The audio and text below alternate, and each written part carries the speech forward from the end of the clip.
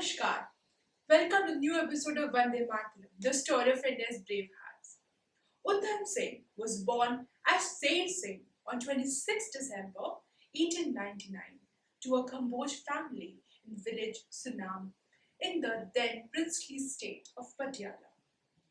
Sher Singh and his elder brother Bukta Singh lost their parents at an early age. At the orphanage, they were initiated into Sikhism and consequently received new names. Sher Singh became Udham Singh, while his brother took on the name of Sadhu Singh.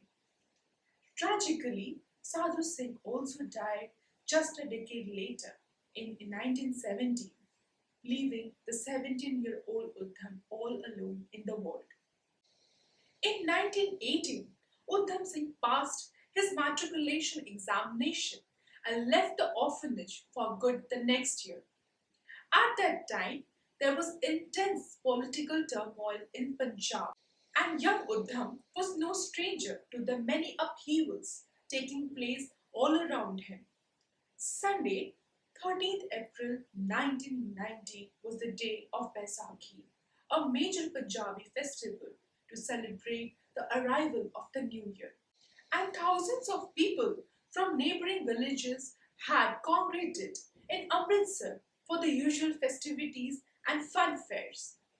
After the closure of the cattle fair, many people started gathering together at Jallianwala Bagh, a public garden of 6 to 7 acres that was walled from all the sides. Fearing that a major insurrection could take place at any time, Colonel Reginald Dyer had earlier banned all meetings. However, it was very unlikely that the general public knew of the ban. Upon hearing of the gathering at Jallianwala Bagh, Colonel Dyer marched with his troops, sealed off all the exits, and ordered his men to fire indiscriminately at the men, women, and children.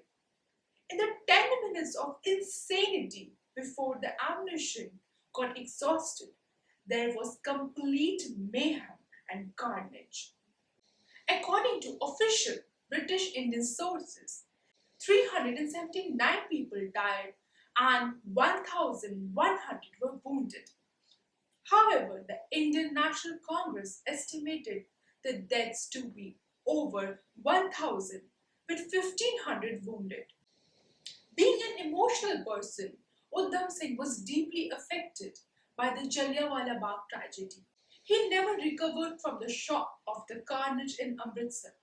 On 13th April 1990, swayed by the tragedy, he took a solemn pledge to punish sometime the perpetrators of the crime. To fulfill this aim, he left for Africa. From there, he went to the United States of America and turned a revolutionary there. Returned to India with 25 companions and some arms as a clean-shaven Sikh. He was arrested in Lahore under the Arms Act, tried and sentenced to 4 years rigorous imprisonment. He was released on 23rd October 1931. Went to Srinagar, Kashmir and stayed there for 1 year. In 1933, he duped the police and escaped to Germany. In the same year, he reached England and joined an engineering course in London. He obtained a 6-chamber revolver and ammunition.